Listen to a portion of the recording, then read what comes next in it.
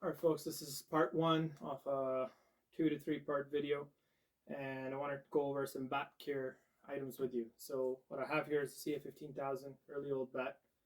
If you look at the toe, you can tell the toe has had some better days before. So the reason a lot of these bats coming in for repairs with a lot of toe damage, this one as well, same idea. It's the Matrix bat.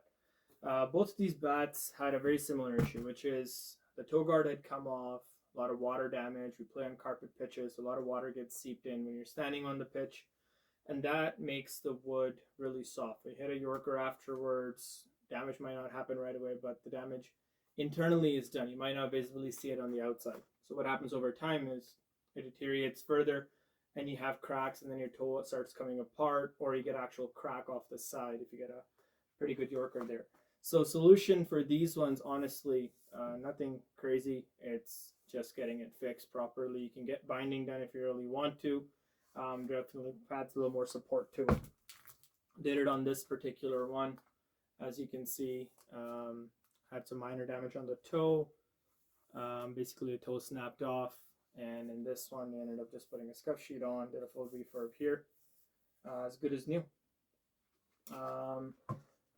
And this one, were similar idea as well, had a crack right at the toe at the bottom, had some cracks on the sides. So something like this, you want to get them filled up right away, because if you know and you see the cracks, even though it's underneath the scuff sheet, it's better to get them fixed beforehand, rather than waiting until they get really bad and then they're actually snapping off the sides. Now you're looking at a whole new piece of willow putting in or something else, and don't really want to get into that. So take care of your bats first and foremost. If you don't have a toe guard, that's okay. Just get some glue, get some shoe goo, put some on there, keep it in your kit bag. Just apply a little bit, it dries off quick.